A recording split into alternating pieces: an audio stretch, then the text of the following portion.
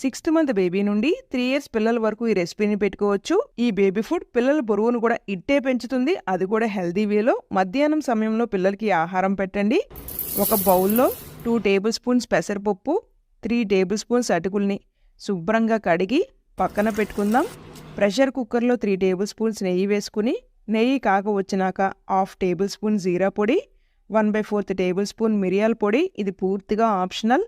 చిటికెడు పసుపుని వేసి బాగా వేపుకుని కడిగిన పెసరపప్పు అటుకుల్ని వేసుకోవాలి. పెసరపప్పు పిల్లలకి త్వరగా అరిగిపోతుంది, గ్యాస్ పట్టడం లాంటి సమస్య ఏమీ ఉండదు. 300 ml వరకు నీళ్లు పోసుకుని మొత్తం ఒకసారి కలిసేలాగా కలుపుకుని 3 నుండి 4 విజిల్స్ వచ్చే అంతవరకు కుక్ చేసుకుని ప్రెషర్ మొత్తం పోయినాక మూత తీసి చూస్తే ఎలా ఉంటుంది. అవసరమైతే స్మాషర్ సహాయంతో మెత్తగా స్మాష్ చేసుకోండి. 6 నెలల నుండి 8 నెలల చిన్నారులకైతే ఇంకాస్త ప్యూరీలాగా చేసుకోవాలి మనం ఇది. సంవత్సరం పైబడిన పిల్లలకి అయితే చిటికెడు ఉప్పును కూడా వేసి మొత్తం ఒకసారి కలుపుకుని మరొక 2 నిమిషాల పాటు కుక్ చేసుకుని చల్లారినాక చిన్నారులకైతే పెట్టండి.